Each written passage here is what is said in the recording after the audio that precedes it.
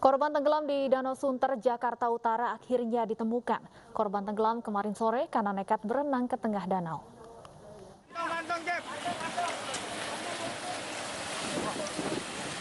Pagi tadi tim SAR gabungan berhasil menemukan pria yang tenggelam di Danau Sunter, Jakarta Utara. Korban bernama Ilham Adistio tenggelam kemarin sore saat berenang ke tengah danau, namun kelelahan. Untuk menemukan korban, tim menggunakan teknik khusus agar korban mengapung ke permukaan. Teman-teman dari SAR gabungan, dari TNI, dan Polri melakukan sistem blended, yaitu dengan menggunakan perahu karet untuk membuat arus bawah. Alhamdulillah korban bisa keluar dari dalam air, mungkin dengan teknik itu agak sedikit membantu untuk dia mengambil ke atas. Nah, kondisi lumpur juga lumayan cukup dalam pada saat tim penyelam kami melakukan penyelaman. Kedalaman kurang lebih 6 meter. Korban yang merupakan warga Warkas Tanjung Priuk dibawa ke rumah sakit terlebih dulu untuk diotopsi sebelum dibawa ke rumah duka. Dari Jakarta, Vendra Kurniawan, iNews melaporkan. Polisi masih menyelidiki penemuan jasad remaja pria di saluran air di Kabupaten Bekasi, Jawa Barat. Telepon genggam korban hilang dan terdapat luka penganiayaan di tubuh korban.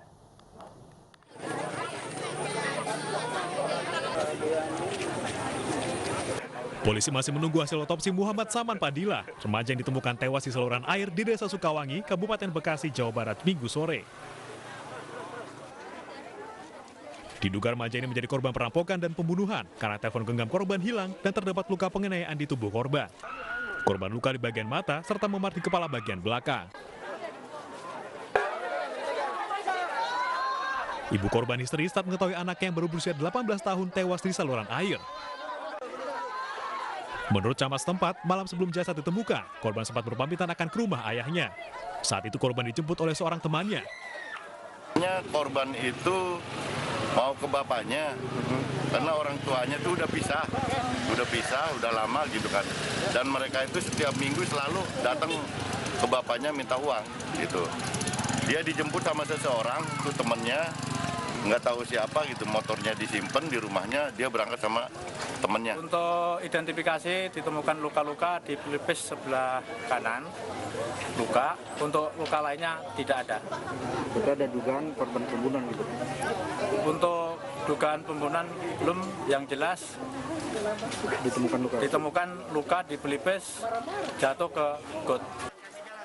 Kasus kematian Saman Padilla kini masih ditangani Polsek Tambelang dan Mapolres Metro Bekasi. Usai dievakuasi, jasad korban kemudian dibawa ke RS Polri Kramat Jati, Jakarta Timur untuk diotopsi. Dari Bekasi, Jawa Barat, Didi Junaidi, iNews melaporkan. Sementara itu, pemirsa, proses evakuasi sesosok jasad lelaki yang tersangkut di Kali Bekasi, Jawa Barat berlangsung dramatis. Diperkirakan korban telah berada di kali selama lebih dari 2 hari.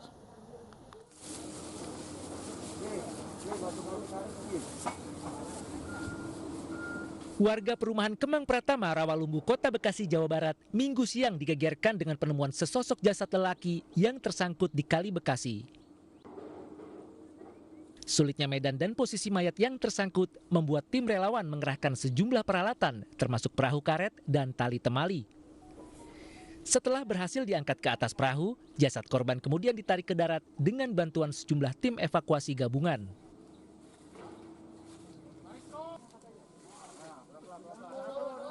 Mayat tersebut pertama kali ditemukan oleh pekerja proyek normalisasi Kali Bekasi. Dari identitas yang ditemukan, diketahui korban bernama Kusdianto, 38 tahun, warga Cirebon, Jawa Barat. Belum diketahui penyebab kematian korban, namun diperkirakan mayat telah berada di kali lebih dari 2 hari dan sudah mengeluarkan bau tak sedap. Jadi ditemukan seorang mayat ya, usia kurang lebih 38 tahun, laki-laki, dengan kondisi sudah meninggal perkiraan 2 hari. Petugas identifikasi Polres Metro Bekasi Kota langsung melakukan olah tempat kejadian perkara dan meminta keterangan sejumlah saksi. Guna kepentingan lebih lanjut, jasad korban dibawa ke Rumah Sakit Umum Kota Bekasi untuk visum. Dari Bekasi, Jawa Barat, Rahmat Hidayat, iNews melaporkan. Kesal ibunya sering dianiaya, seorang anak di Palembang membacok ayah kandungnya. Korban terluka di kepala dan dilarikan ke rumah sakit.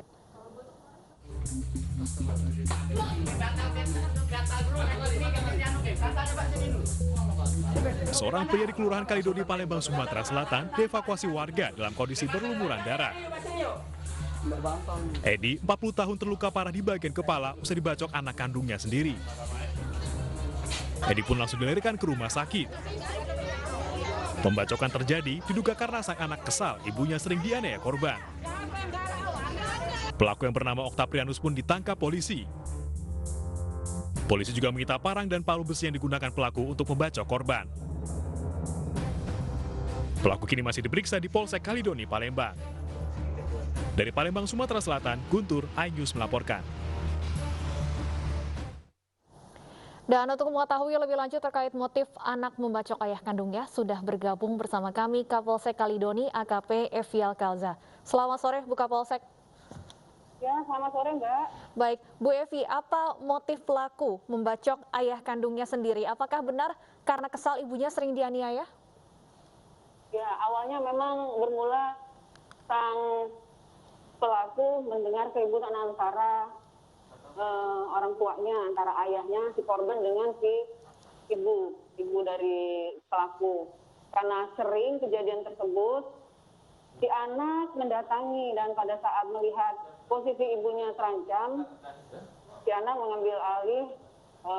Pada saat itu korban sedang memegang parang, jadi berusaha merebut parang itu untuk menyelamatkan ibunya dan memukul kepala ayahnya dengan palu sebanyak 3 kali.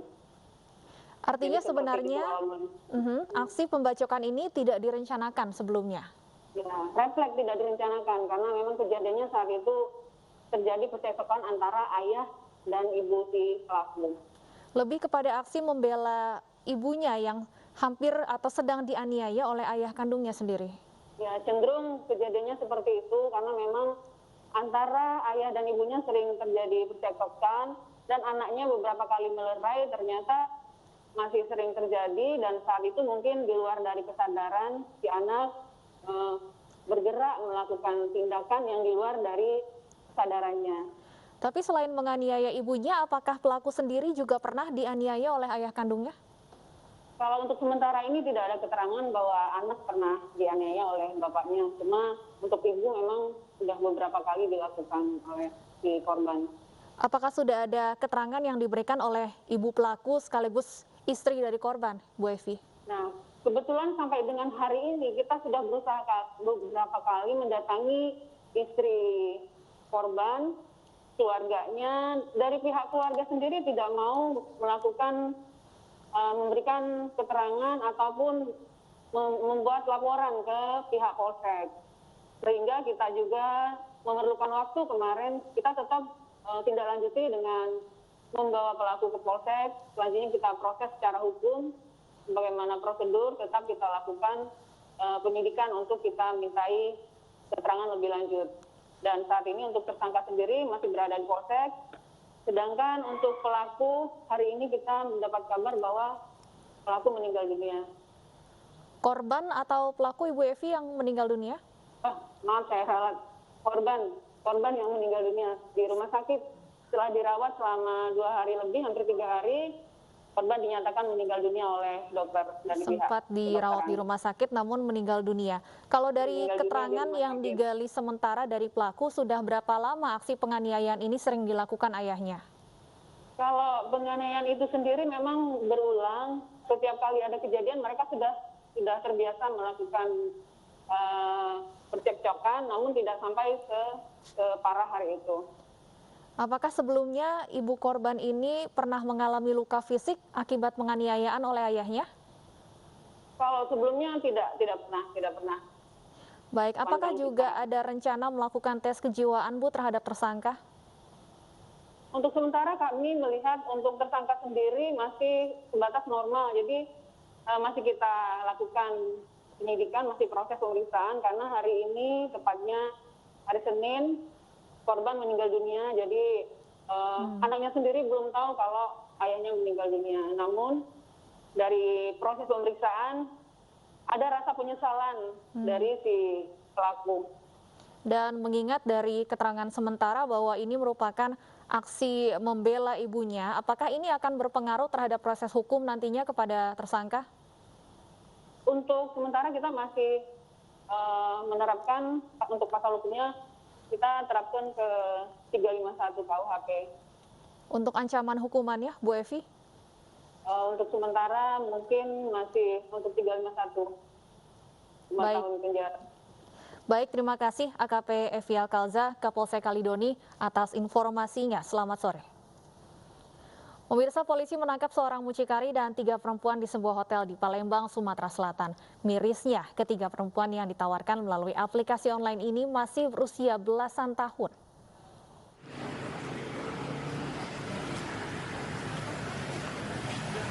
Mucikari berusia 20 tahun ini digelandang ke Mapolda Sumatera Selatan setelah ditangkap di sebuah hotel bersama 3 perempuan yang akan dijualnya kepada lelaki hidung belang. Mirisnya 3 perempuan baru berusia belasan tahun.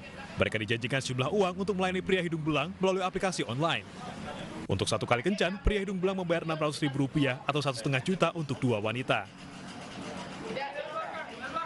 Modusnya, pelaku ini dengan sengaja memperjualbelikan anak-anak di bawah umur. Dia mencari pembeli, artinya pembeli itu orang yang akan menggunakan. Kemudian anak tersebut diantar ke hotel, di mana di hotel tersebut sudah ditunggu oleh yang calon konsumennya. Nah, yang membuat kita miris adalah karena korban-korban ini masih anak-anak. Atas perbuatannya, mucikari terancam hukuman penjara maksimal 10 tahun atau denda Rp200 juta. Dari Palembang, Sumatera Selatan, Firdaus, iNews melaporkan.